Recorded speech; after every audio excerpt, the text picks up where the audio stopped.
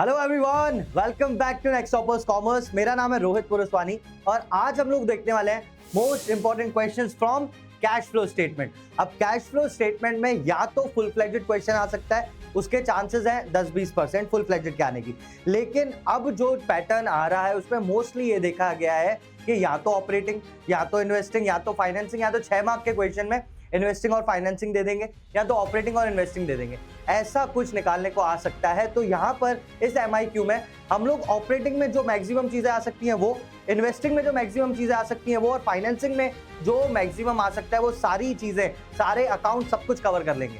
Alright, तो बहुत ही important होने वाला है ये video. Let's start with MCQs के। पहले इसमें से MCQs कैसे बन सकते हैं, तो पहला MCQ यहाँ पर है आपके पास, which of the following statements is incorrect? Payment of dividend and interest will result in outflow from financing activities। देखो पहले तो पेमेंट आउटफ्लो, पेमेंट है तो आउटफ्लो होगा, ठीक है। Payment of interest and dividend, तो इंटरेस्ट और डिविडेंड हम देते हैं अपने शेयर्स या डिबेंचर्स पे, और ये फाइनेंसिंग एक्टिविटी है क्योंकि अपने शेयर्स या डिबेंचर्स पे दे रहे हो, तो पहला चीज तो बिल्कुल सही है। Payment of employee benefit expenses, employee benefit expenses usual खर्चा एक बिजनेस का, तो ऑपरेटिंग एक्टिविटी होगी। Payment of employee benefit expenses will result in cash outflow from operating activities, बिल्कुल सही भाई। नॉर्मल अगर कोई भी सैलरी या एम्प्लॉय को कुछ भी दे रहे हैं अपन, वो सारी चीजें ऑपरेटिंग ही होती हैं। रिसिप्ट ऑफ इंटरेस्ट, रिसिप्ट, ठीक है, receipt of interest and dividend will result in cash inflow. Receipt and inflow तो ठीक है कि रिसिप्ट हुआ इंटरेस्ट या फिर डिविडेंड। अगर हमें इंटरेस्ट मिलता है या डिविडेंड मिलता है, ये तब मिलता है जब हम कुछ इन्वेस्ट करके रखते हैं। हमने किसी और कंपनी के शेयर्स या डिबेंचर्स खरीद लिए, तो वो जो कंपनी हमें देगी वो हमारी इनकम होगी, इन्वेस्टिंग एक्टिविटीज है। Receipt of interest and dividend will result in cash inflow from financing activities, ना ना ना ना, फ्रॉम इन्वेस्टिंग एक्टिविटीज। अगर हमें कुछ मिल रहा है बेटा तो वो इन्वेस्ट करने पे ही मिलेगा ना, तो यहाँ पे ये वाला पॉइंट गलत है, because of this word financing activity, वो इन्वेस्टिंग एक्टिविटी है। तो C is the correct answer over your, ठीक है। नेक्स्ट क्वेश्चन पे आते हैं। Income tax paid is classified under, भाई इनकम टैक्स आप पे करते हो तो नॉर्मल बिजनेस का खर्चा है, ना ये इन्वेस्टिंग एक्टिविटी है ना फाइनेंसिंग है। मतलब अगर आप पूरे साल कुछ कमा रहे हो तो टैक्स तो सरकार को भरना पड़ेगा, ये ऑपरेटिंग एक्टिविटी है आपकी। तो A is the answer, simple, operating activity है, टैक्स जो भी होगा वो ऑपरेटिंग एक्टिविटी है अपनी। Third, dividend paid by a financial enterprise will come under. भाई देख, डिविडेंड पेड हो ना, मैं तो बोल रहा हूँ कोई सी भी एंटरप्राइज हो, वो फाइनेंसिंग एंटरप्राइज हो या नॉन फाइनेंसिंग एंटरप्राइज हो, एक बात हमेशा याद रखना, जो डिविडेंड पेड नाम की चीज आती है ना, डिविडेंड पेड, डिविडेंड, या फिर मैं यहाँ पे ऐसा कुछ लिख देता हूं, dividend is always paid on own shares. हम खुद के शेयर्स पे ही हमेशा डिविडेंड को पे करते हैं, तो ये हमेशा ऑलवेज, ये always it's a financing activity. कोई भी फर्म हो, कोई भी कंपनी हो, कुछ भी हो, and this is important for your exams, है ना, कि कुछ भी हो, वो फाइनेंसिंग एंटरप्राइज हो, यानी बैंक हो, म्यूचुअल फंड कंपनी हो, या फिर रिलायंस टाटा जैसी ऑर्गेनाइजेशन हो, कोई भी हो, जब डिविडेंड पेड आएगा वो हमेशा हमारी फाइनेंसिंग एक्टिविटी ही होगी। यहाँ पे एक्टिविटी की जगह अकाउंट लिखा है मैंने, चलो फाइनेंसिंग एक्टिविटी ही होगी, तो इसका आंसर होगा सी। अब देखो एग्जाम में पता है, देखो ये बी एंड सी, बी और सी दोनों हो सकती हैं, तो आपको यही समझ में आएगा कि सर डिविडेंड नाम की चीज है। अभी पिछले क्वेश्चन में हमने देखा डिविडेंड रिसीव तो इन्वेस्टिंग एक्टिविटी है, तो हो सकता है पेड भी कभी इन्वेस्टिंग हो, ऐसा कभी मत सोचना। बोर्ड में ऐसा कुछ आता है कि एक सही है इसमें, एक गलत है। यहाँ पे कौन सा सही है, ये वाला सही है, ये गलत है ना, तो आपको वहीं रुकना है ना। कभी भी ऐसा मत, ये डाउट मत रखना अपने मन में कि ये भी हो सकता है, बिल्कुल नहीं हो सकता। और बोर्ड में MCQs ऐसे ही आते हैं, तो थोड़ा सा ध्यान से करना। It's a financing activity for all the enterprises, ठीक है। नेक्स्ट क्वेश्चन पे चलते हैं। While preparing cash flow statement, interest received, interest received, ठीक है, बाय अ फाइनेंस कंपनी। अब दो कंपनीज होती है, एक तो फाइनेंसिंग, एक नॉन फाइनेंसिंग। फाइनेंसिंग कंपनीज वो कंपनीज जिनका काम ही लोन वगैरह देना, उस पर इंटरेस्ट देना है, उनका मेन काम ही ये है। जैसे बैंक, उसका काम ही है कि लोन आपको देगी, उस पर इंटरेस्ट लेगी, उसकी मेन कमाई उससे होती है, तो वो ऑपरेटिंग एक्टिविटी होती है फाइनेंस कंपनी के लिए। तो interest received, dividend received, finance company के लिए ऑपरेटिंग एक्टिविटी ही है, तो इस क्लासिफाइड एज ऑपरेटिंग एक्टिविटी, समझे आप। नॉन फाइनेंस होता तो क्या हो जाता, मुझे आप ये बताओ। While preparing cash flow statement, interest received by a non finance company, उसके लिए ये क्या हो जाता, ABCD में से अगर इंटरेस्ट उसको मिल रहा है, नॉन फाइनेंस कंपनी है, रिलायंस है, नेक्स्ट टॉपर्स है, ऐसी कंपनी को अगर मिल रहा है अपना इंटरेस्ट, तो वो उसके लिए क्या हो जाता, मुझे जरा बताना तो कमेंट्स में। जल्दी बताना उसके लिए क्या हो जाता, कमेंट करो भाई, करो। जब मैं बोल रहा हूँ ना तो करते जाया करो, थोड़ा समझ आएगा तुमको। इसका कमेंट करना, उसमें आंसर दूंगा मैं आपको। अगर नॉन फाइनेंस कंपनी है तो इंटरेस्ट रिसीव्ड उसके लिए क्या होगा, एबीसी में से, ABCD में से, तो आप जल्दी से बताना। चलो next, paid 4 lakh to acquire shares in R V limited. Paid मतलब मेरे यहां से पैसा गया और हमने शेयर्स किसी और कंपनी के खरीदे हैं, तो ये हमारी इन्वेस्टिंग एक्टिविटी है। पहली बात तो ये हमारी इन्वेस्टिंग एक्टिविटी है। और हमने क्या लिखा है, paid 4 lakh to acquire shares in R V limited and received a dividend 40,000 after acquisition. मतलब जब हमने वो खरीद दिया तो हमें 40,000 का डिविडेंड भी मिला उस चीज पे, ठीक है। These transactions will result in, अच्छा मुझे को निकालना पड़ेगा, तो पहले देखते हैं पेड 4 लाख, तो इन्वेस्टिंग एक्टिविटी से 4 लाख रुपए तो गए, हमने शेयर खरीदे। और उसके बाद रिसीव्ड अ डिविडेंड ऑफ 40,000, तो 40,000 प्लस यानी मिला, तो इससे मेरा आंसर आ रहा है 3,60,000 कैश यूज्ड, यानी माइनस का आंसर आ रहा है ना, cash used in investing activities. यहां पे देखते हैं cash used in investing activities, तो ठीक है, पर 3,60,000 आना चाहिए, 4 लाख नहीं। जनरेटेड फ्रॉम फाइनेंसिंग, फाइनेंसिंग तो है ही नहीं। Cash used in investing activities, आ गया सी, कैश यूज 3,60,000। करना पड़ा थोड़ा सा 2 लाइन में, पर ये ऐसा हो गया, बाकी तो फाइनेंसिंग तो है ही नहीं। ठीक है, समझ में आ गया, सिंपल सा क्वेश्चन था ये तो। नेक्स्ट आगे बढ़ते हैं, अब आ गया अपना मेन क्वेश्चन। तो मेन क्वेश्चन कैसे आएंगे, क्या आएगा, अब मैं आपको बता चुका कि भाई मोस्टली या तो सिर्फ ऑपरेटिंग आ गया आपके पास, इन्वेस्टिंग एंड फाइनेंसिंग 3-3 मार्क्स में आ सकते हैं, वो अपन करेंगे अभी यहाँ पे। और हो सकता है एक बड़ा क्वेश्चन आ गया, बड़े क्वेश्चन में बहुत ईजी हो जाता है, अपन तीनों को मर्ज कर देते हैं, बस इतना है। जब बड़ा क्वेश्चन आए तो आपको सारे फॉर्मेट एक साथ बनाने, ये याद रखना कि cash flow from operating, cash flow from investing, cash flow from financing, जो चीज जहां आती जाए वहां पुट ऑन करते जाना। ठीक है, अभी इस क्वेश्चन को देखते हैं। Read the following hypothetical situation and answer the given question on the basis of same.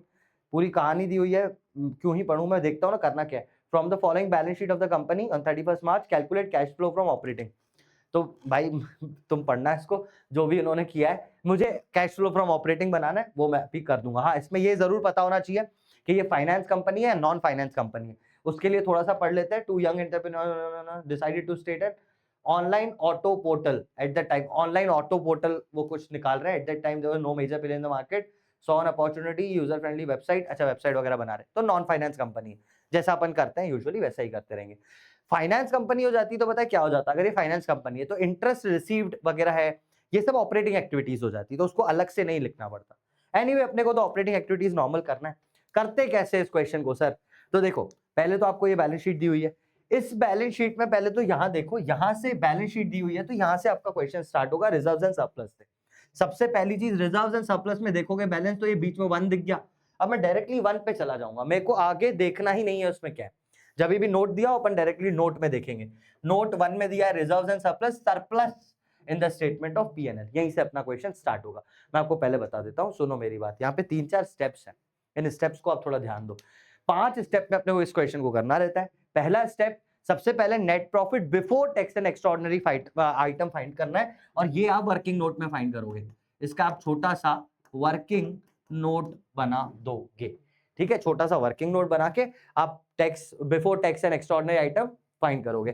फिर इससे अपना क्वेश्चन स्टार्ट होगा, मैं बता देता हूं कैसे। ये आ जाएगा अपना सरप्लस, ये जो आया आपका वर्किंग नोट, वहां से वो वर्किंग नोट आएगा कैसे, ये पूरा वर्किंग नोट है। Net profit before tax and extraordinary item तक पहुंचना है बेटा, मैं इसको लिख दूं, यही है आपका वर्किंग नोट नंबर 1। यहां पे पहुंचना है, इस वाले स्टेटमेंट से अपना कैश फ्लो स्टार्ट होगा।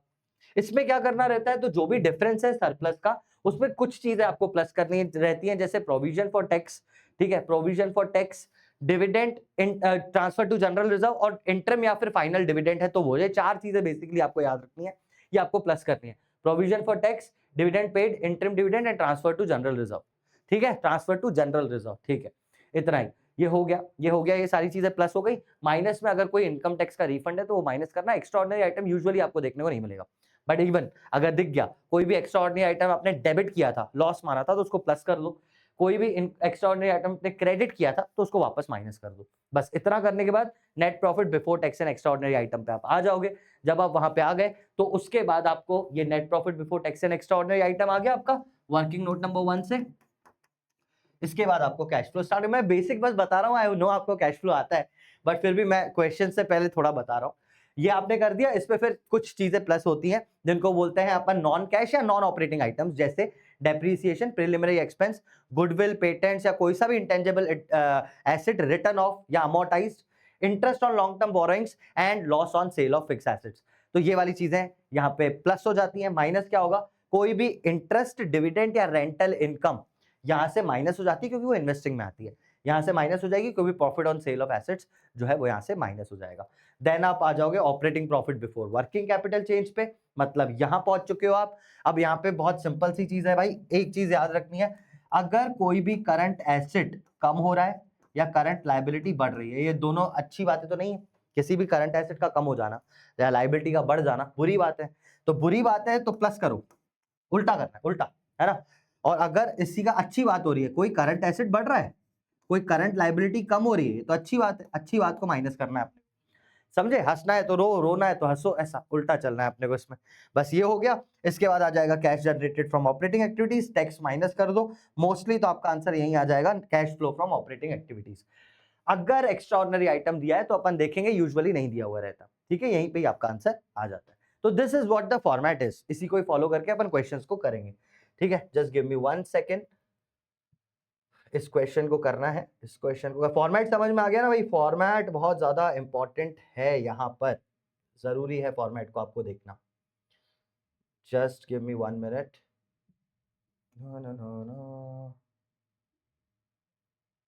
हाँ जी, ये क्वेश्चन आ गया, चलिए ठीक है। अब हमारे पास ये क्वेश्चन है, मैंने आपको बोला कि रिजर्व्स एंड सरप्लस से आपको स्टार्ट करना है, ये 1 और यहाँ पे 1 दिया है, तो surplus in the statement of balance, surplus in the statement of PNL दिया है। इन दोनों का डिफरेंस याद रखना, ईयर को थोड़ा सा देख लेना एक बार हमेशा। वैसे तो यहाँ पे करंट ईयर प्रीवियस ईयर ही दिया हुआ रहेगा, हमेशा आपको current year minus previous year करके वैल्यूज निकालने। Current year minus previous, current year is 75, previous year it was 3,60,000। तो यहाँ पे क्या हो गया सर, देखो अगर इस साल तो सर 75 दिख रहा है, पिछले साल 3,60,000 था, मतलब हमें लॉस हो गया है। तो स्टार्टिंग में ही लॉस से आप स्टार्ट करोगे, विच इज 75 माइनस 3,60,000, तो आ जाएगा 2,85,000। 2,85,000 माइनस का है और यहां से ही आपको स्टार्ट करना है। कैसे, calculation of net profit before tax and extraordinary item, net profit as per statement of P N L, यहाँ पे आप लिख दोगे 2,85,000 माइनस में, माइनस में, किसमें, माइनस में, ये माइनस में आ गया। दूसरा अपने को क्या करना है, हमेशा अभी आपको क्या चाहिए, यहाँ पे ट्रांसफर टू जनरल रिजर्व होना चाहिए, या तो फिर टैक्स प्रोविजन फॉर टैक्स वगैरह वाली चीजें हो। तो यहाँ पे जनरल रिजर्व नाम की तो कोई चीज दिख ही नहीं रही है, ना ही यहाँ पे दिख रही है, क्योंकि जनरल रिजर्व या तो यहाँ दिखेगा या तो स्टेटमेंट में दिखेगा, सॉरी एडजस्टमेंट में दिखेगा, दोनों में नहीं दिख रहा, तो जनरल रिजर्व तो है ही नहीं। टैक्स देख लेते हैं, tax 80,000 paid during the year नाम दिया हुआ है यहाँ पे, और यहाँ पे प्रोविजन फॉर टैक्स भी दिया हुआ है। तो ऐसे में आप बनाते हो अकाउंट। कैसे, कब पता चलेगा अकाउंट बनाना है, टैक्स है ना भाई 80,000 पेड ड्यूरिंग द ईयर, और यहाँ पे टैक्स का प्रोविजन भी बना रखा है, तो आप सबसे पहले एक अकाउंट बनाओगे प्रोविजन फॉर टैक्स का। जल्दी से बना लेते हैं। ओपनिंग बैलेंस है 2,10,000 और 2,04,000 अपना क्लोजिंग बैलेंस है। ओपनिंग बैलेंस है 2,10,000, ये provision for tax account, opening balance credit में आएगा 2,10,000 और क्लोजिंग बैलेंस था 2,04,000, यही था ना, 2,04,000 तो सही लिखा है मैंने, हाँ 2,04,000। देख लो एक बार फिर से cross check, opening closing 2,04,000 closing, और 80,000 है अपना tax paid during the year, ठीक है, ओपनिंग एंड क्लोजिंग यहाँ पे आ गया, ठीक है। चलो अब tax paid during the year made, आपको बस मैं सिंपल बताता हूँ, टैक्स पेड आपका हमेशा यहाँ पे आता है, और tax made during the year ये है by statement of PNL provision made during the year. तो मेड आप इस साइड लिखोगे, जो भी इस साल बना है वो यहाँ पे क्रेडिट साइड, जो भी टैक्स पेड है वो यहाँ पे। तो अभी अपने को क्वेश्चन में टैक्स पेड दिया हुआ है, तो पेड है तो यहाँ पे लिख देंगे, ये 80,000 मैंने यहाँ पे लिख दिया, तो वो अपना बैलेंसिंग फिगर आ जाएगा, provision for tax made during the year. और मेड को ही अपने को प्लस करना रहता है net profit before tax and extraordinary item के कैलकुलेशन में, इसी को ही अपन प्लस करते हैं वर्किंग नोट में, है ना। निकाल लेते हैं कितना आ रहा है, 284,000 और यहाँ पे भी 284,000 अगर मैं लिखूंगा तो बैलेंसिंग आ गया 74,000, ये बैलेंसिंग फिगर आ गया आपका, ठीक है। मैं लिख दूं बैलेंस, बैलेंस भी लिख देता हूँ, ये बैलेंसिंग फिगर है आपका 74,000 आ गया भाई। अब आपको देखो इस पूरे के पूरे प्रोविजन में से ना ये ओपनिंग और क्लोजिंग बैलेंस को कहीं डालेंगे नहीं, और ये दोनों चीजें ऑपरेटिंग में ही आती है, मैं दोनों चीजें डाल देता हूँ, ठीक है। Tax made during the year जो है वो प्लस होगा वर्किंग नोट में, ये मैं वर्किंग नोट में 74 प्लस कर देता हूँ, और टैक्स पेड कहां जाता है, तो टैक्स पेड ऑपरेटिंग एक्टिविटी में आखिरी में माइनस हो जाता है टैक्स पेड, है ना। तो मैं दोनों चीजें कर देता हूँ, 74 पहले डाल देता हूँ और 80 भी। तो 74 तो अपन ने प्लस कर दिया, यही provision for tax made during the year 74, 2,11,000 अपना नेट लॉस आ गया, माइनस में लिख देना कोई दिक्कत नहीं है। Net profit before tax and extraordinary items minus में लिख रहा हूं मैं। सर आपने तो प्रॉफिट लिखा है, हाँ बेटा माइनस भी तो लगाया है, यानी नेगेटिव प्रॉफिट यानी लॉस, है ना। तो यहाँ पे लॉस लिखने की जरूरत नहीं है, आपने ये भी लिखा सेम स्टेटमेंट तो भी चलेगा, यहाँ तो लिख दो ना net loss before tax and extraordinary item, कोई दिक्कत नहीं है। लेकिन प्रॉफिट भी माइनस में लिखा है मतलब लॉस ही होता है। तो 2,11,000 आ गया वर्किंग नोट से, इसमें मैं डाल दूंगा यहाँ पे ये वर्किंग नोट नंबर 1 बनाया है मैंने। इतनी बात समझ में आई, ये हो गया।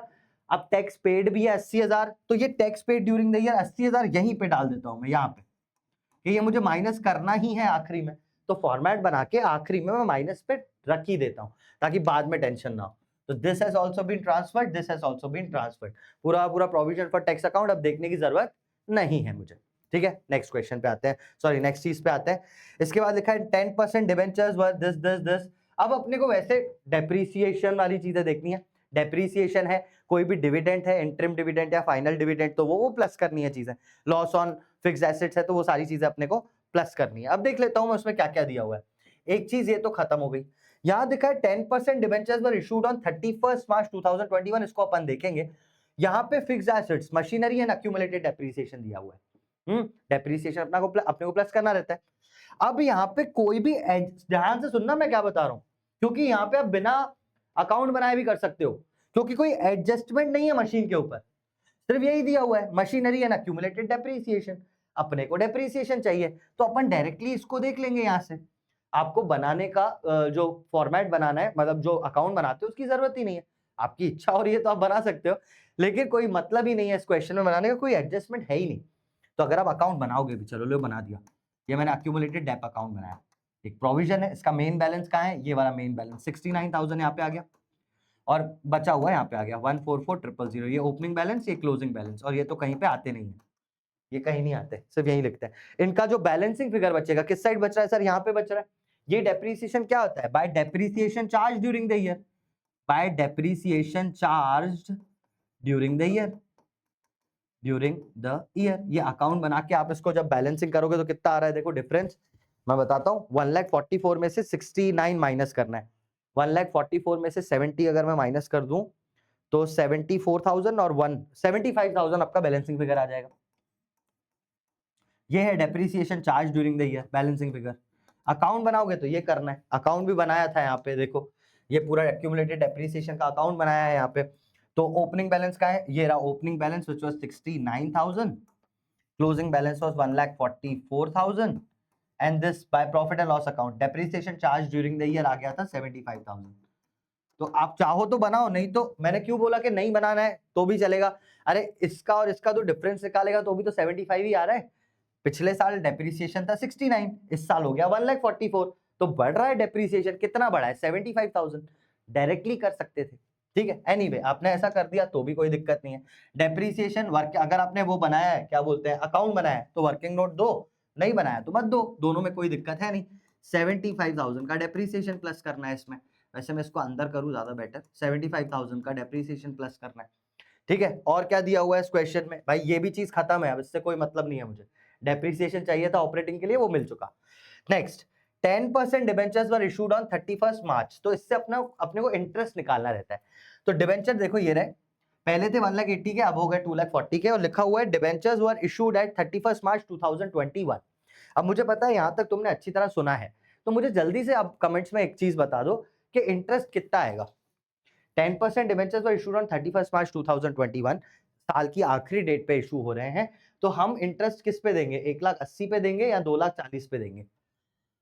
10% है, या तो 18, आपके पास दो ही ऑप्शन है, या तो 18,000 आएगा या तो 24,000 आएगा, मतलब या तो इसका 10% या तो इसका 10%। सबसे पहले वीडियो को पॉज कर और अपना कमेंट्स में आंसर लिखना, क्योंकि यहाँ पे गलती हो सकती है, मुझे पता है। ठीक है, तो जब जल्दी से बता दो, पहले करो पॉज करो जल्दी से बताओ, 18,000 या 24,000, भाई करो ना करो, पॉज करो, जल्दी कमेंट करो। कर दिया, मैं भरोसा कर रहा हूं तुझ पे, फिर से कर दिया। अब सुनो आपने क्या लिखा होगा, हो सकता है आपने 18 लिखा हो या आपने 24 लिखा हो, देखते हैं क्या है। अब यहाँ पे हमको थोड़ा सा अच्छे से पढ़ना है, हमने पढ़ा पर अच्छे से पढ़ेंगे। 10% डिबेंचर्स वर इशूड ऑन 31 मार्च 2021। 31 मार्च 2021 मतलब ये जो एडिशनल डिबेंचर्स हैं वो इस वाली तारीख को इशू हो गए थे। इशू तो मुझे यहाँ दिख रहा है, मतलब इसी तारीख को हमने ये 60,000 के 18 और 24 का डिफरेंस 60,000 और इशू कर दिया था। और अभी हम कहाँ खड़े सर, हम इसके एग्जैक्ट एक साल बाद खड़े हुए 31 मार्च 2022 पे। तो पूरे साल का इंटरेस्ट देना पड़ेगा मुझे इन डिबेंचर्स पे भी, 60,000 के डिबेंचर्स पे भी। समझे आप बात को? इसका मतलब कि 31 मार्च को ही एडिशनल डिबेंचर्स भी इशू हो चुके थे, उनका पैसा वैसा नहीं मिला होगा या जो भी दिक्कत रही होगी कि इसने यहाँ पे नहीं दिखाया, लेकिन ये जो एक्स्ट्रा दिख रहे हैं वो पहले ही इशू हो गए थे। मतलब पूरा एक साल मैंने उस पैसे को यूज किया है, तो मैं पूरे पैसे पे इंटरेस्ट दूंगा।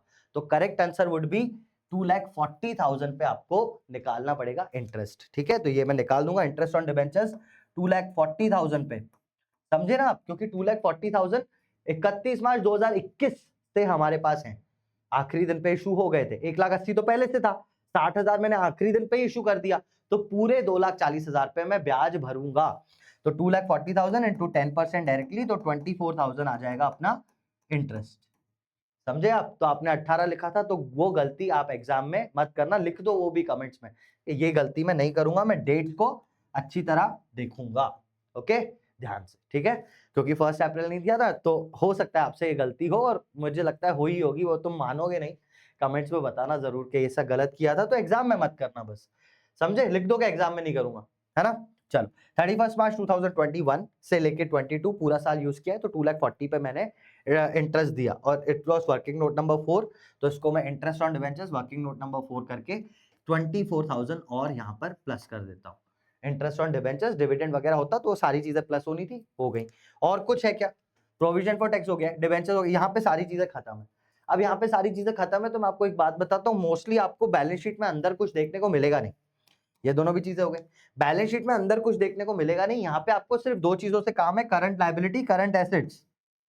और इन दोनों से क्या काम होता है? चेंज इन वर्किंग कैपिटल, है ना? तो बाकी सारी चीज तो हो चुकी है अपनी, पहले मैं इतना कर लेता हूं जितना मैंने यहाँ पे किया है, तो आ जाएगा profit, operating profit before working capital changes. मैं इसको प्लस कर देता हूँ, 75 एंड 24 इज 99,000, इसमें प्लस करना है।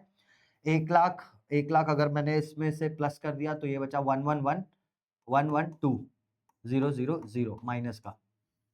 ठीक है, 1,12,000 माइनस का बचा हुआ है। आगे देखते हैं और क्या करना है। अब वर्किंग कैपिटल वाले चेंजेस, तो यहाँ पे देख लेते हैं। करंट लायबिलिटी, भाई ट्रेड पेबल नाम की एक चीज है सर। ट्रेड पेबल पहले था 60 और अब हो गया 18। करंट लायबिलिटी कम हो रही है, तो ये तो अच्छी बात है, पर इसको माइनस करना पड़ेगा। तो कितना माइनस करना है? 60 माइनस 18 इज 48,000।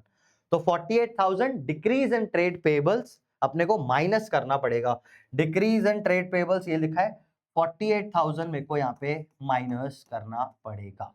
ठीक है, ये मैंने माइनस किया। आगे देख लेता हूं, शॉर्ट टर्म प्रोविजन के आगे फिर से 3 है, तो ये हम ऑलरेडी कर चुके हैं, तो इसको कुछ करने की जरूरत नहीं है, इसको छोड़ दो यहीं पे।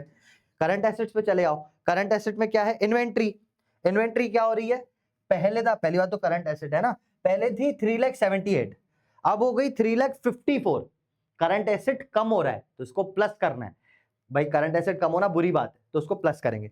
तो 3,78,000 में से 54 अगर मैं माइनस करूं, 87 सॉरी, में से 54 माइनस करूं तो 33,000 आ जाएगा। तो 33,000 मुझे प्लस करना है इन्वेंट्री का। ठीक है, इन्वेंट्री का मैं प्लस करूंगा, प्लस डिक्रीज इन इन्वेंट्री 33,000 मुझे करना है प्लस। समझे आप? ये सारी चीज मैं कर देता हूं, तो यहाँ पे अपना आंसर बाहर पहले निकाल देता हूं मैं, कितना आएगा? 48 माइनस का 33 प्लस का, तो माइनस का आंसर आएगा 15,000। 15,000 माइनस 8 में से 3 5, और ये 15,000 माइनस का आंसर आया। और ये अपना फाइनल आंसर यहाँ पे बनने ही वाला है, बिल्कुल आने वाला है। कैश यूज इन ऑपरेटिंग, ये और ये मिला के मैं यहाँ पे लिखूंगा 5 6 7 और ये 2, माइनस 1,27,000 माइनस का आंसर आया है। इसमें से टैक्स भी माइनस करना है 80,000। भाई साहब माइनस का ही आंसर आ रहा है पूरा। तो 80 12 और 80 होता है 20, 207,000 सब माइनस का आंसर आया। And answer is cash used in operating activities. Used word use किया, ठीक है, यूज्ड। क्यों यूज्ड? माइनस पे आंसर आया तो यूज्ड, प्लस पे आंसर आता फ्लो। ठीक है, तो माइनस में है, तो net cash used in operating activities is 2,07,000। खत्म हो गई बात, समझे आप? तो ये था क्वेश्चन। अब आता है ये नियरली 6 मार्क में आएगा, क्योंकि आपने बहुत सारी चीजें की हैं। जब आप अकाउंट बना रहे हो तो ये याद रखना कि वर्किंग नोट के फॉर्म में उस अकाउंट को अटैच भी कर दो जो यहाँ पे किया हुआ है। ऑलराइट, चलो लो स्क्रीनशॉट लो इसका, ठीक है, ये भी ले लो वाले स्क्रीनशॉट, ठीक है। और ये डिबेंचर्स वाला जो पॉइंट था that was important, I hope आपको ये समझ में आ गया होगा, है ना। चलिए आगे बढ़ते हैं, अब इन्वेस्टिंग के अब और क्वेश्चंस देख लेते हैं। बेसिकली अपन एक, अब ये क्वेश्चंस ऐसे आ सकते हैं जो मैं आपको बोल रहा था ना, 6 मार्क्स में 3-3 मार्क की एक एक एक्टिविटी, 3-3 मार्क की, और उसमें भी इन्वेस्टिंग में। अब एक चीज हमेशा आएगी एग्जाम में बेटा, ये वाली चीज जो मैं ये एडजस्टमेंट बता रहा हूं ना यहाँ पर, भाई ये बहुत ही ज्यादा इंपॉर्टेंट है आपके एग्जाम के लिए, ये मोस्टली देखने को मिलता है, ठीक है, और है बहुत ही ज्यादा सिंपल। अपन इसको करते हैं, देखो कैसे। हमें दिया है from the following information calculate cash flow from investing activity, करेंगे भाई। मशीनरी दी हुई है, अक्यूमुलेटेड डेप्रिसिएशन दिया है। सबसे पहले आप अकाउंट बना देना, क्यों? क्योंकि यहाँ पे कुछ लिखा हुआ है, इसके ऊपर अपना कोई एडजस्टमेंट भी है। अगर एडजस्टमेंट है तो सबसे पहले ही अपन अकाउंट बना के खत्म करते हैं। क्या अकाउंट है? मशीन एट कॉस्ट 3,80,000 एंड पहले तो देखो, पहले ओपनिंग क्या है, ये है ओपनिंग, ये है क्लोजिंग। तो 3 लाख ओपनिंग, 3,80,000 क्लोजिंग। पहले मशीन अकाउंट बना दूंगा, ये मशीन अकाउंट बन गया। ओपनिंग बैलेंस यहाँ, क्लोजिंग बैलेंस वहां। क्या था opening? 3 lakh opening, 3,80,000 closing. 3 lakh opening, ये क्लोजिंग बैलेंस 3,80,000। पहला पॉइंट समझ में आया, ठीक है। नेक्स्ट, अक्यूमुलेटेड डेप्रिसिएशन, पहले था 45, अब हो गया 62, इसको भी डाल दूंगा। पहले था 45, अब हो गया 62, ये आ गया 45,000 यहाँ पे भाई। अक्यूमुलेटेड का ओपनिंग बैलेंस क्रेडिट साइड, क्योंकि प्रोविजन है, और यहाँ पे आएगा कितना? 62 क्लोजिंग, ठीक है। अब अपन देखते हैं कि क्या दिया हुआ है। अब machine costing 50,000 on which accumulated depreciation was 20,000। अब देखो, हो सकता है डेप्रिसिएशन पूरे साल का पूरी मशीन का दिया हुआ, लेकिन हो सकता है कभी कभी पार्ट का दिया हो कि उस पार्ट पे कितना डेप्रिसिएशन लगा। तो इसमें क्या दिया हुआ है? यहाँ पे दिया है अक्यूमुलेटेड डेप्रिसिएशन, यहाँ पे on which a machine costing 50,000 on which, मतलब पार्ट का डेप्रिसिएशन दिया है, on which accumulated depreciation was 20,000। तो this 20,000 is depreciation on part of machine sold, जो हमने बेची है ना, उस पार्ट का डेप्रिसिएशन दिया है। और पार्ट का डेप्रिसिएशन कहाँ आता है? एक तो यहाँ आता है, एक यहाँ आता है, और वो आके खत्म हो जाता है। तो मैं सबसे पहले कर ही देता हूँ। डेप्रिसिएशन सोल्ड पार्ट पे जो लगा 20,000 का, सेम 20,000 बाय अक्यूमुलेटेड डेप्रिसिएशन यहाँ पे भी आएगा। सिर्फ अपन, क्योंकि डेप्रिसिएशन का अकाउंट अलग बना रहे हैं ना अपन, पूरी की पूरी मशीन पे जो डेप्रिसिएशन लगा वो यहां से निकलेगा, है ना। तो जो सिर्फ मशीन बिकी है उसका डेप्रिसिएशन अकाउंट, मशीन अकाउंट में आएगा। अगर आप सिर्फ मशीन अकाउंट बनाते हैं तो पूरी की पूरी मशीन का डेप्रिसिएशन आएगा। अरे मेरे भाई, मेरे कहने का मतलब सिर्फ 2 डेप्रिसिएशन होते हैं, एक जो टोटल मशीन पे लगता है, एक डेप्रिसिएशन जो उस पार्ट पे लग रहा है जो सेल हो रहा है। पूरी मशीन में से छोटा सा टुकड़ा जो सेल हो रहा है ना, उसका डेप्रिसिएशन होता है पार्ट का डेप्रिसिएशन। तो जब आप 2 अकाउंट बनाते हो तो आप इस पार्ट के डेप्रिसिएशन को देखते हो और इसको 2 जगह लिखते हो। और अगर आप सिर्फ एक अकाउंट बनाते हो विच इज मशीन अकाउंट, और अक्यूमुलेटेड डेप है ही नहीं, तो एक ही डेप्रिसिएशन निकलता है डायरेक्टली पार्ट ऑफ, मतलब पूरी, सॉरी, ऑन होल मशीन, और वो यहाँ पे आ जाता है, ठीक है। समझे आप बात को? तो अभी अपने को अलग अलग दिया तो पार्ट का देखना पड़ेगा। पार्ट का देख लिया मैंने 20,000, और यहाँ 20,000 लिख दिया, और ये भी कहीं ट्रांसफर नहीं होगा। देख मेरे भाई, बैलेंसेस कहीं नहीं आते, ये बैलेंसेस कहीं नहीं आते, इनको कहीं ट्रांसफर नहीं करना। पार्ट वाला जो डेप्रिसिएशन है ना, इसको भी कहीं ट्रांसफर नहीं करना, ये यहाँ और वहां आके खत्म हो जाता है। इसके अलावा जो चीजें बचती है अकाउंट में, उसको अपन ऑपरेटिंग इन्वेस्टिंग में डालते हैं। और क्या लिखा है? A machine costing 50,000 on which accumulated depreciation was 20,000 was sold at a profit of 10%। तो पहले तो देखे कितने की मशीन हुई, 50 की मशीन थी, 20,000 डेप्रिसिएशन लग गया तो कितने की हुई सर? 50 माइनस 20, 30,000 की मशीन, उसको आपने 10% ऊपर पे बेचा है, तो कितने पे बेचा भाई? 30,000 की मशीन को 10% प्रॉफिट पे बेच दो, तो 30,000 का 10% इस 3,000, 33,000 में बेच दिया आपने, और प्रॉफिट कितना हुआ? 3,000 लिखा ही हुआ है उसमें। तो बस ये 2 चीजें डाल देंगे। बाय बैंक 33,000 में बिकी मशीन, और प्रॉफिट ऑन सेल 3,000 हो गया, वो इस साइड आता है, profit on sale of machinery 3,000 आप यहाँ पे भी लिख दोगे, है ना। बस अब कुछ है ही नहीं, ये पूरा का पूरा एडजस्टमेंट खत्म, ये बैलेंसेस भी खत्म। अब अपन अकाउंट को खत्म कर देते हैं, है ना। तो सबसे पहले आप इसका ये निकाल लो, नीचे इसको खत्म कर देता हूं मैं। ये इसमें 1 2 3 वैल्यूज आ चुकी हैं, तो जल्दी से मैं यहाँ पे क्लोजिंग वाली निकाल लेता हूँ। 82,000 टोटल, यहाँ पे भी 82 आना चाहिए, 45 82 45 82 45 82 45 में क्या प्लस करूं तो 80 बनता है, 35 35 और 2 35 36 37,000 बैलेंसिंग फिगर आया। ये अगर ऑपरेटिंग बनाते ना तो ऑपरेटिंग में प्लस करते हैं डेप्रिसिएशन नाम से, पर ऑपरेटिंग बनाना नहीं, अपने को सिर्फ इन्वेस्टिंग बनाना है, तो इसको कहीं नहीं लिखेंगे।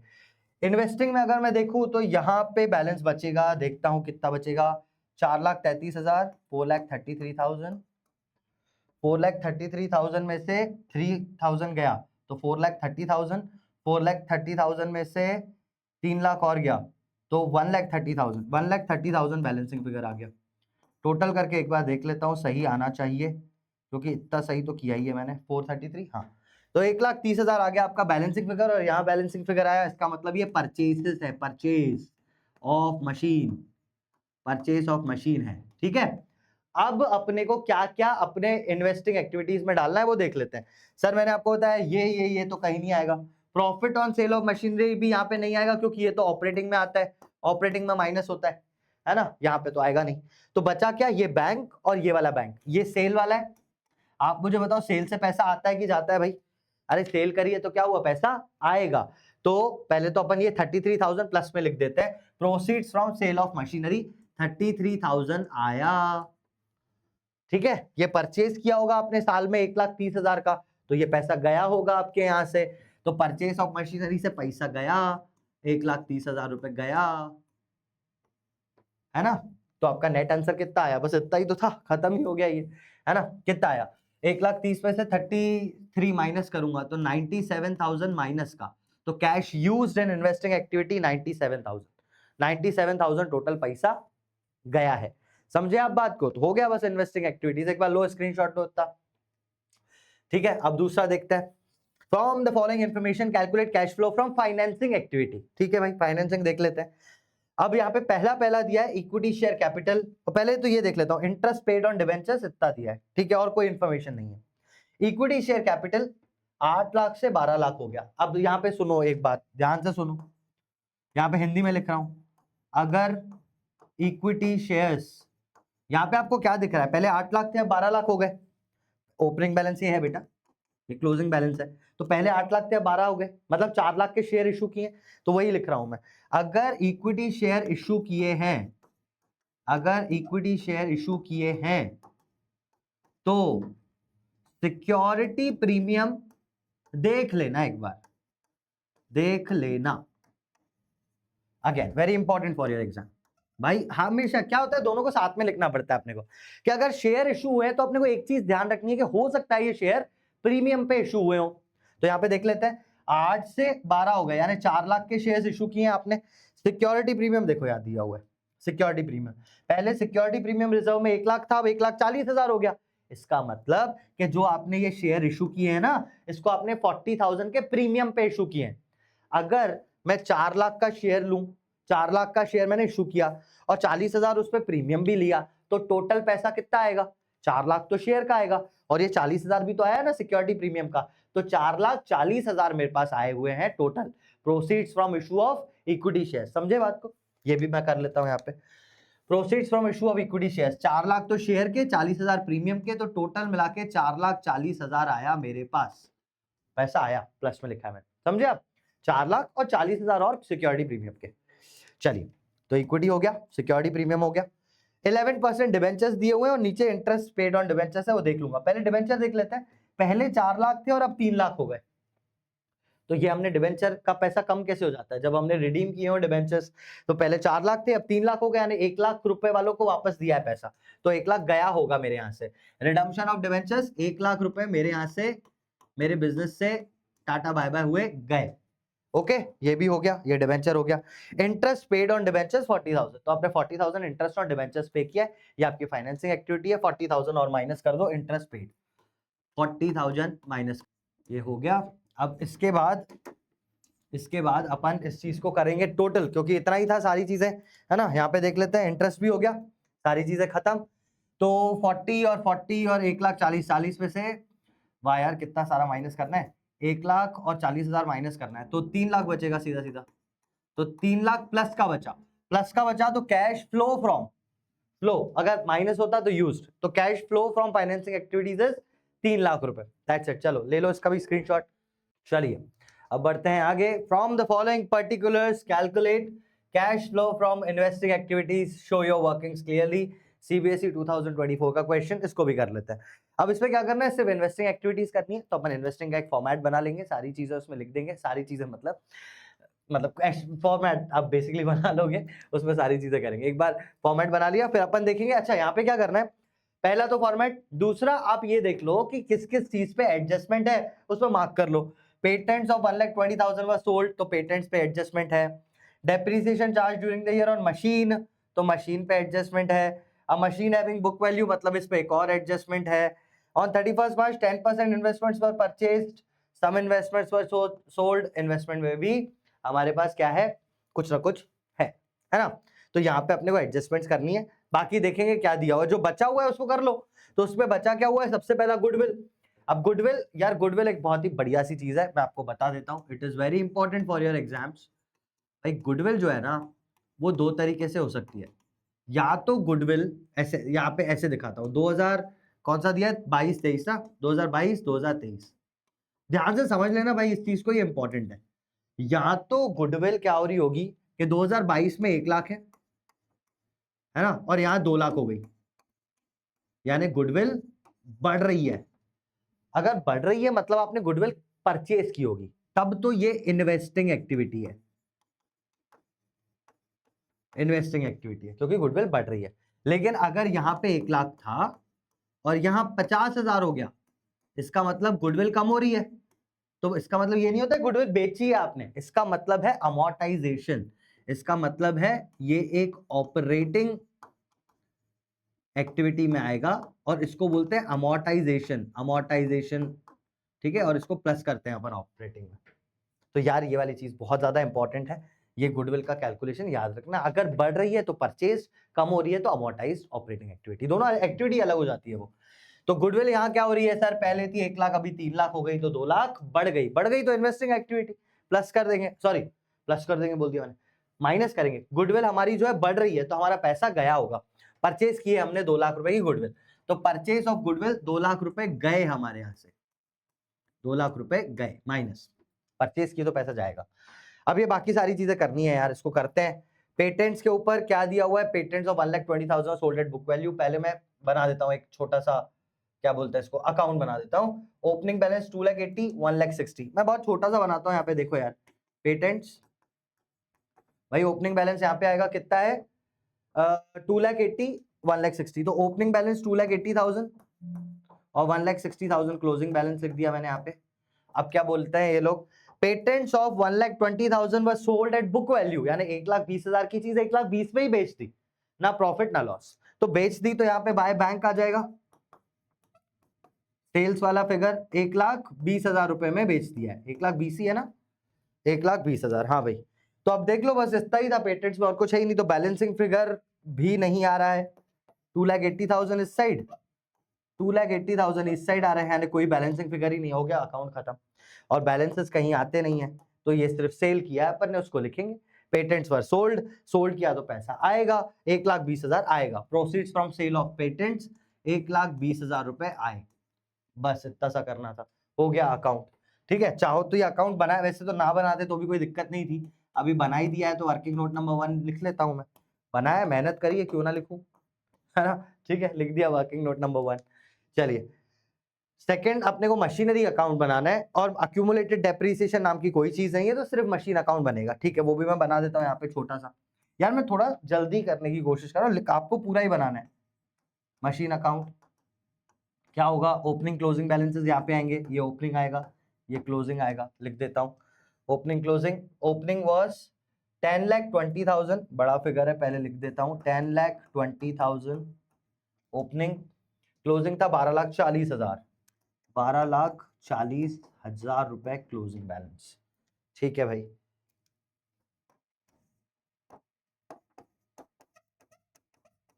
$12,40,000, ठीक है, ये हो गया, मतलब गुडविल हो चुका, पेटेंट हो गया, मशीन कर रहा हूं मैं अभी। ठीक है, depreciation charged during the year on machinery was 1,40,000 on machinery, मतलब पूरी मशीन पे, मैंने आपको पिछले ही क्वेश्चन में बताया कि अक्यूमुलेटेड डेप हो तो पार्ट ऑफ मशीन का डेप्रिसिएशन देखते हैं। यहाँ पे तो अपने को एक ही अकाउंट बनाना है और इसमें लिखा है depreciation charge during the year on machinery, मतलब पूरी मशीनरी पे जो डेप्रिसिएशन चार्ज हुआ दैट इज 1,40,000। इसको अपन यहाँ पे लिखेंगे bye depreciation charge on machinery during the year 1,40,000। ये याद रखना है पूरी मशीन पे लगा हुआ है और इसमें पार्ट ऑफ मशीन का डेप्रिसिएशन आता ही नहीं है क्योंकि एक ही अकाउंट बना रहे हैं। तो बाय डेप्रिसिएशन पूरी मशीन पे लगा 1,40,000, ऑपरेटिंग में प्लस होगा, ऑपरेटिंग करना ही नहीं है यहाँ पे, पर होता तो ऑपरेटिंग में प्लस होता। चलो ये हो गई वाली ये लाइन। अब machine having a book value of 80,000 was sold for 50,000। अब एक मशीन थी जो 80,000 की थी, 50 में बेच दी आपने, बताओ प्रॉफिट हुआ या लॉस? 80,000 की चीज 50 में बेच रहे हैं सर अपन, तो लॉस हुआ है 30,000 का, है ना। तो यहाँ पे पहले लिखोगे बाय बैंक, यानी ये सेल हुई, ये बैंक, ये सेल हुई अपनी मशीन। 80,000 की मशीन 50,000 में सेल हुई है तो 50,000 रुपए आएंगे और 30,000 का हो जाएगा लॉस, तो लॉस भी इसी साइड आता है, by loss on sale of fix asset, है ना। कितना? 30,000 रुपए लॉस आया, ये 30,000 यहाँ लिख दिया मैंने, समझे। ये लॉस भी हो गया, ये भी हो गया, खत्म ये चीज। 80 की चीज 50 पे बेच दी, यहाँ पे हो गया, और कुछ अपने को दिया नहीं हुआ है यहाँ पर, है ना, बाकी तो इन्वेस्टमेंट के ऊपर है, तो ये खत्म, अकाउंट इतना ही था। अब इसमें देख लेते हैं जो बैलेंसिंग फिगर आएगा, मोस्टली बैलेंसिंग फिगर यही आ रहा है और इसको अपन परचेसेस लिखेंगे, वो है परचेस ऑफ मशीनरी। ठीक है, निकाल लेता हूं मैं कितना आ रहा है, 0,0,0,0 4 0 5 9 10 11 12 13 14 15 16 1 2 3 4 और 1 14,60,000 14,60,000 14,60,000 में से ये माइनस किया तो 40,000 ये बचा, 14 में से 10 गया 4,40,000 अपना परचेसेस बैलेंसिंग फिगर बच रहा है। अब इस क्वेश्चन में देखो पहले तो, अब ध्यान दो, देखो क्या क्या आ रहा है भाई। ओपनिंग बैलेंस और क्लोजिंग बैलेंस तो कहीं नहीं आता, है ना। डेप्रिसिएशन ऑपरेटिंग में आता है, प्लस हो जाता है। लॉस ऑन सेल भी ऑपरेटिंग में प्लस हो जाता है। तो इन्वेस्टिंग वगैरह में तो कुछ करना नहीं है इन दोनों का, तो मतलब एक बैंक बचा, एक परचेसेस बचा, यही दोनों चीजें आएंगी।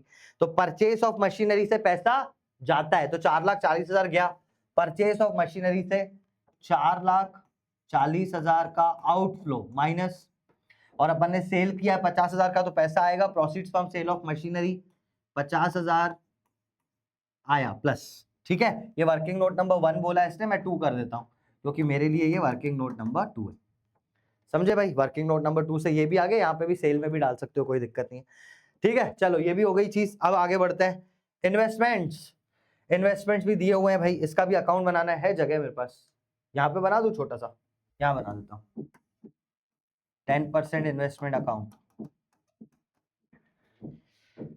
10% इन्वेस्टमेंट्स, ओपनिंग बैलेंस है 60 और क्लोजिंग है 1,60,000। यहाँ पे आएगा ओपनिंग, यहाँ आएगा क्लोजिंग। ओपनिंग है 60 और 1,60,000, ये 60,000 ओपनिंग, 1,60,000 क्लोजिंग, ओपनिंग क्लोजिंग लिख दिया। अब ऑन 31 मार्च 2023, यानी इस डेट पे, आखिरी डेट पे, 10% investments were purchased for, sorry फिर से पढ़ता हूं, 10% इन्वेस्टमेंट्स वर परचेज फॉर 1,80,000। चलो ठीक है, यहाँ पे परचेज भी किए हैं आपने 1,80,000 के, ठीक है, तो परचेज वाले साइड डाल दिया। And some investments were sold at a profit of 20,000। Some investments were sold at 20,000, कुछ इन्वेस्टमेंट बेचे अपन ने, कुछ कितने वो पता नहीं है, लेकिन मुझे ये पता है कि प्रॉफिट ऑन सेल इतना था, प्रॉफिट ऑन सेल जो था दैट वाज 20,000, आई नो। अब वो कुछ जो बेचे, यानी बेचे होंगे तो यहाँ पे बाय बैंक लिखा होगा मैंने, सेल्स, सेल ऑफ मशीनरी, ये मुझे निकालना है, तो निकाल लूंगा मैं बैलेंसिंग फिगर से, और कुछ तो है ही नहीं ना, सारी चीजें डाल दी। On 31 March 10% investments for purchase for 1,80,000 डाल दिया, and some investments for sold at 20, ये हो गया, फुल स्टॉप खत्म। तो ये सब डाल दिया। इंटरेस्ट रिसीव बाकी दूसरी पॉइंट है, तो ये तो हो गया, इंटरेस्ट इसमें नहीं आता ना क्योंकि, तो ये तो हो गया। चलो मैं निकाल लेता हूँ, 2,60,000, यहाँ पे भी आना चाहिए 2,60,000, 1,60,000 ऑलरेडी है तो बैलेंसिंग फिगर आ गया 1,00,000। ठीक है, बैलेंसिंग फिगर है बेटा ये 1,00,000 रुपए बैलेंसिंग फिगर, तो मुझे पता चल गया भाई सेल हुआ है। अब इस अकाउंट में से क्या क्या डालेंगे सर? ओपनिंग नहीं डालेंगे, पर प्रॉफिट ऑन सेल ऑपरेटिंग में जाएगा, ये भी नहीं डालेंगे। क्या बचा भाई? परचेस और बैंक।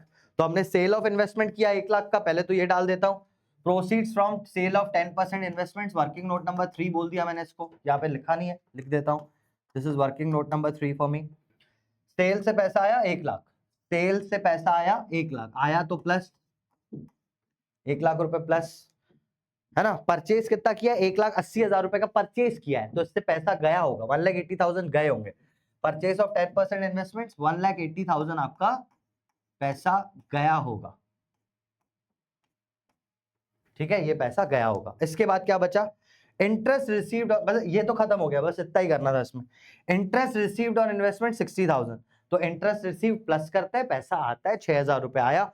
अगर ये नहीं दिया हुआ होता तो भी मैं, ये 10% इन्वेस्टमेंट्स थे तो उस हिसाब से मैं पैसे का कुछ ना कुछ करता। क्या करता मैं आपको बता देता हूँ। On 31 March investments were purchased, तो 1,80,000 के जो इन्वेस्टमेंट है हमने परचेज किए, इसका कुछ नहीं करना। सम इन्वेस्टमेंट्स वर सोल्ड एट 20,000, तो कुछ इन्वेस्टमेंट 20,000 पे बिक रहे हैं, तो वो कुछ कितने थे वो मैंने निकाल दिया कि 1 लाख के इन्वेस्टमेंट्स बिक रहे हैं मेरे, है ना, वो भी आखिरी डेट पे।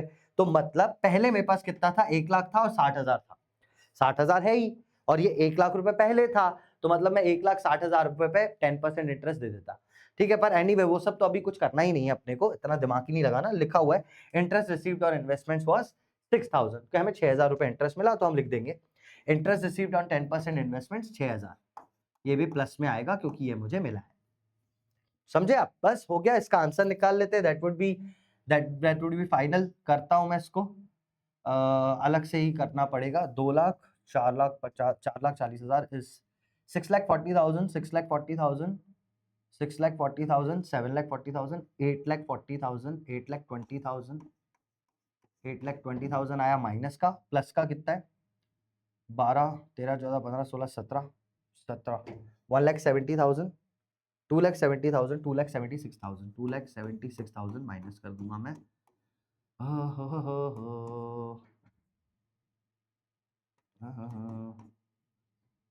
4,000, 11 with 7, 4, 7 4, 2, 5,44, 544,000 इज आवर आंसर। और ये माइनस का आंसर है, तो cash used in financing activity आ जाएगा 5,44,000, cash used in financing activity.